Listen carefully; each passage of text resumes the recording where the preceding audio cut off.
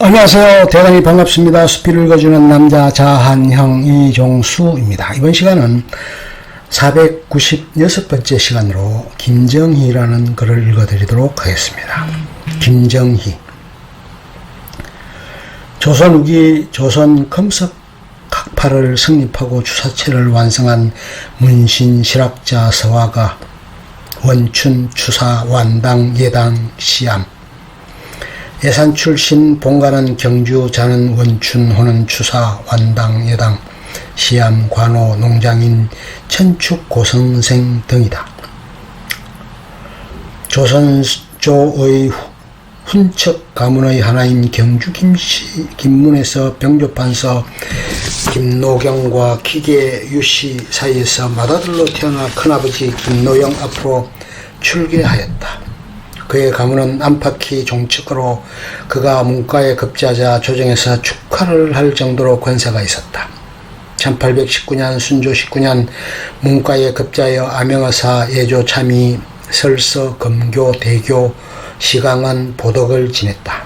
1830년 생부 김노경이 윤상도의 옥사의 배후 조정 혐의로 고금도에 유배되었다. 그러나 순조의 특별 배려로 기양에서 풀려나 판이겸 부사로 복직되고 그도 1836년에 병조 참판, 성균관, 대사성 등을 역임하였다.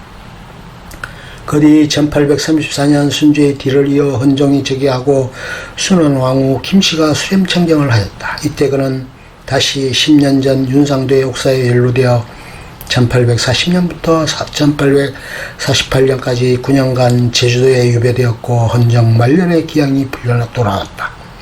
그러나 1851년 친구인 영의정 권돈인의 일에 연루되어 또다시 한경도 북쪽으로 유배되었다가 2년 만에 풀려 돌아왔다. 이 시기는 안동 김씨가 득시하던 때라 정계에 복귀하지는 못하였다. 그의 아버지 묘소가 있는 과천에 연가하면서 학예와 설리에 몰두하다가 생을 마쳤다. 김정희는 어려서부터 총명하고 기백이 뛰어나서 일찍이 북학파의 1인자인 박제가의 눈에 띄어 어린 나이에 그의 제자가 되었다. 그로 말미암아 그의 학문 방향은 청나라의 고정학 쪽으로 기울어졌다. 24세 때 아버지가 동지부사로 청나라에 갈 때 수행하여 영경에 체류하면서 옹방강 완원 같은 일엄난 유학자와 접할 수가 있었다. 이 시기의 영경학계는 고정학의 수준이 최고조에 이르렀었다.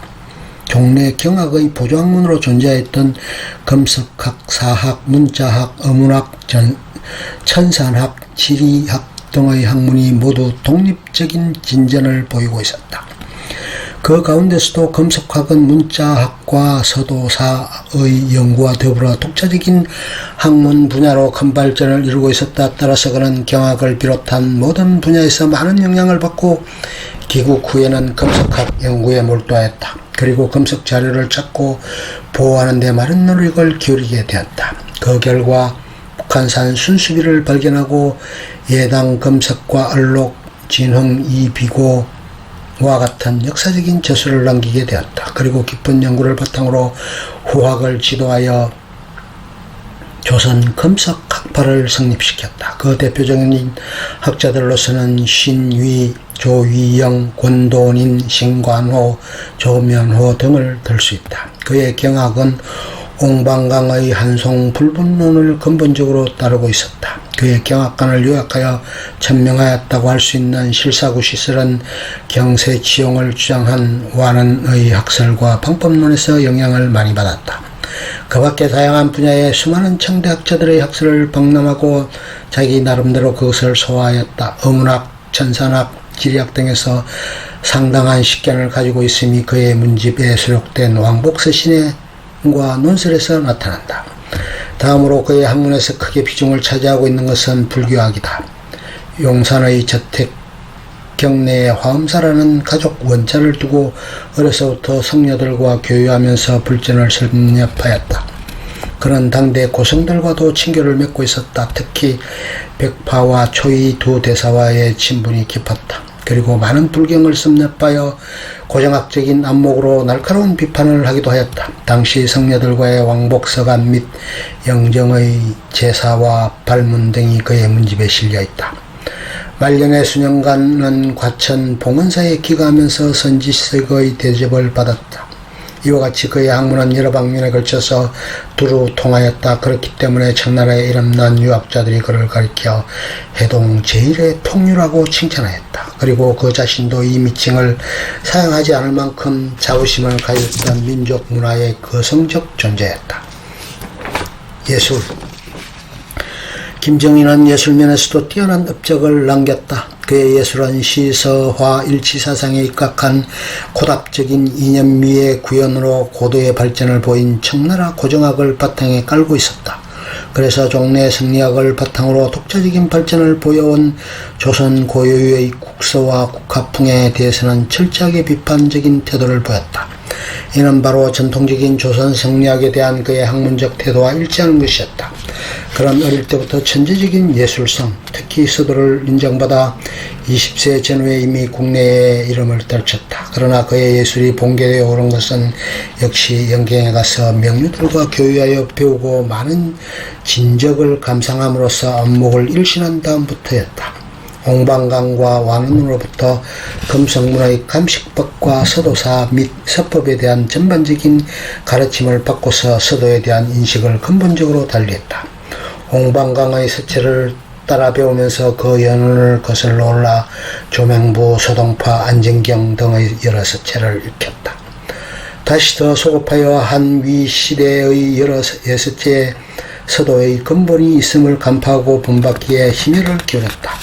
이들 모든 서체의 장점을 밑바탕으로 해서 보다 나은 독창적인 길을 창출한 것이 바로 졸박청고한 주사체이다. 주사체는 말년에 그가 제주도에 유배되었을 때 완성되었다. 타고난 천품에다가 무한한 단련을 거쳐 이룩한 고도의 이념미의 표출로서 거기에는 일정한 법식에 구애되지 않은 법식이 있었다.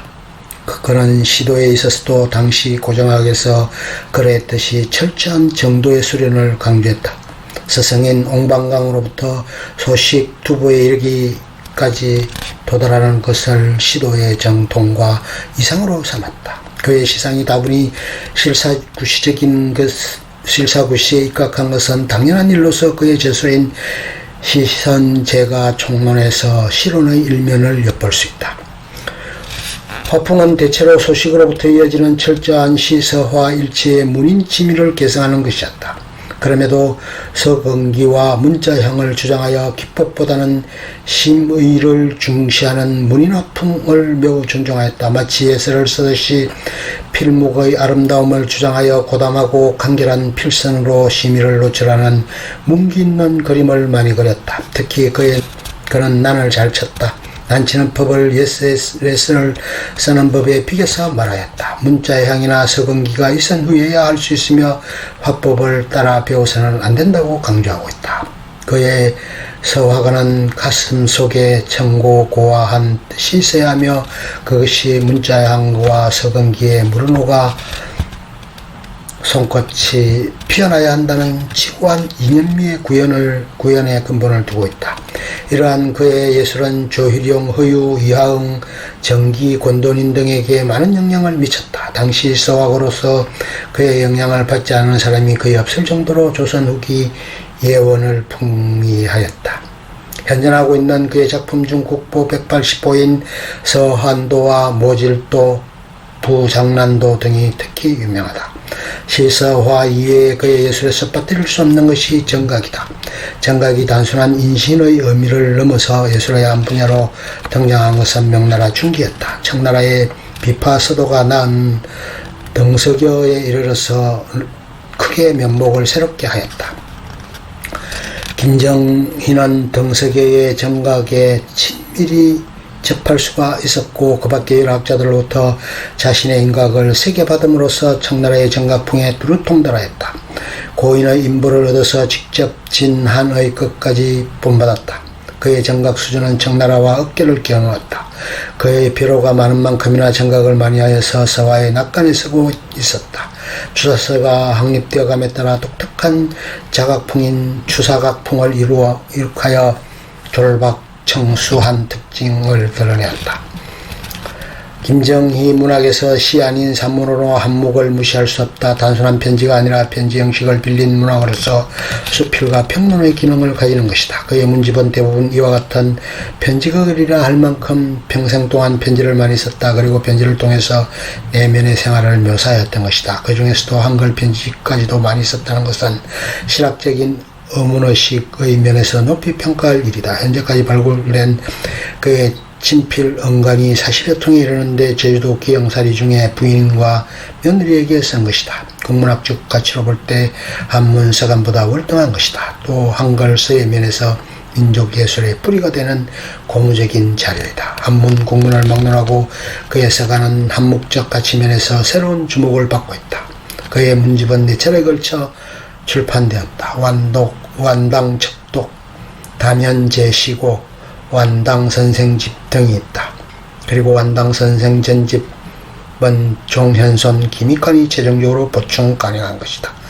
평가와 의의, 우리나라 역사상 예명을 남긴 많은 사람들이 있지만 이만큼 이름이 입에 오르내린 경우도 드물다. 따라서 그에 대한 연구도 학문예술의 각 분야별로 국내의 여러 학자들 사이에서 일찍부터 이루어져 왔다. 그 결과 그런 단순한 예술가 학자가 아니라 시대의 전환기를 산 신지식의 기수였다. 즉 새로운 학문과 사상을 받아들여 조선 왕조의 구문화 체계로부터 신문화 전기를 가능하게 한 선각자로 평가된다. 끝. 좋으면 좋아요, 구독, 알림 설정 눌러주세요. 감사합니다.